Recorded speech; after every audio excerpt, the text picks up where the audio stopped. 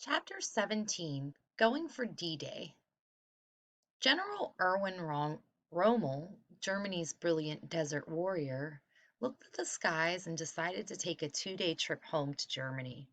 It was his wife Lucy's 50th birthday. He had bought her a gift, shoes from Paris. He also wanted to see the Fuhrer and ask for more troops. The weather was too rough for an invasion, he said. General Eisenhower looked at the same skies and decided to go for it. The English Channel was in turmoil, but the moon was full and the tides were low. The invasion began at night when paratroopers dropped beneath enemy lines. They captured bridges and lit flares to guide the gliders that followed. With all the sophisticated equipment available, it was a tiny child's toy, a snapper, that made the sound like a cricket that the paratroopers used to signal during the night so they could find each other. Then, at daybreak, the sky filled with airplanes, wingtip to wingtip, 9,000 of them. Two submarines raised flags to mark a landing area. The largest armada ever was assembled, appeared off the French coast. Landing vehicles, minesweepers, attack transports, tankers, cruisers, battleships, ocean liners, yachts, hospital ships, and puffing tugs, all the boats and ships that could be found. They made an awesome fleet 20 miles wide. Giant military barrage balloons floated above to interfere with enemy planes. It was June 6, 1944, and forever it would be known as D-Day. The Allies were heading for the treacherous, mine-strewn beaches of Normandy in France, 100 miles from the nearest English port across the turbulent Channel. Enemy soldiers in bunkers on top of the Normandy cliffs, some of them 150 feet high, waited behind formidable heavy guns, but most were asleep. No one was expecting an attack in this weather.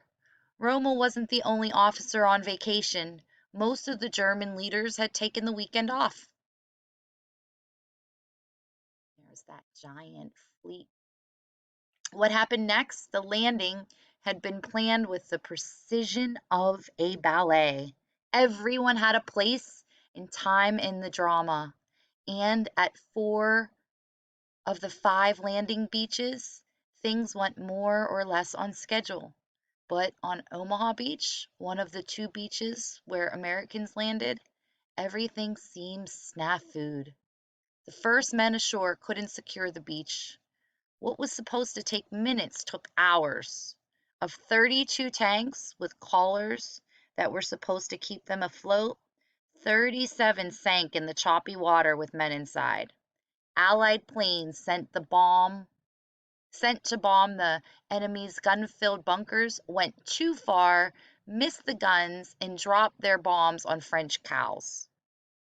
Immense traffic jams of men and supplies backed up in the water and on the beaches.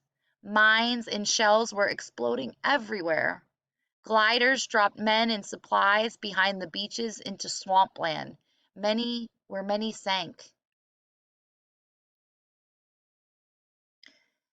General Omar Bradley on the command ship Augusta thought about calling off the landing. Then a destroyer came up in the shallow water and lobbed a shell right inside a main bunker.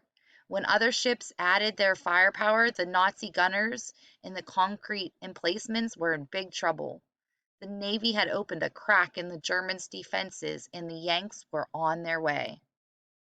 Slowly at first, but then steadily, soldiers and medical personnel began to land and head inland, into the fierce guns on top of the bluffs. No word is big enough to describe their effort. Heroic will have to do. The operation had been brilliantly planned. Troops and officers had trained for over a year. It paid off. Equipment specially designed for this invasion worked superbly. Tanks unrolled reels of steel matting that made roadways across the sand. Other tanks with flailing chain arms detonated mines and began to make the beach safe. Some tanks carried small bridges. Naval engineers had built huge floating harbors. They they were towed into place. In the midst of the fighting, over the noise of the battle, a British major shouted out the words of Shakespeare's play Henry V about another invasion in France. We few, we happy few, we band of brothers, for he today that sheds his blood with me shall be my brother, shall he never so vile. This day shall gentle his command, and gentlemen in England now abed shall think themselves accursed they were not here, and hold their manhoods cheap whiles any speaks that fought with us upon St. Crispin's day. It was D-Day, not St. Crispin's, but poets would write of this day, too, of the heroism, of achievement, and of the waste of war. It was there to see on the beaches. They were littered with tanks and bodies and leftovers of men's lives, socks, Bibles, toothbrushes, diaries, mirrors, letters, first aid kits, photographs, and food rations. By nightfall, Allied troops, American, British, Canadian, Free French, Polish, were holding French soil. We made it. We were on our way to Berlin. For the Axis, it was the beginning of the end.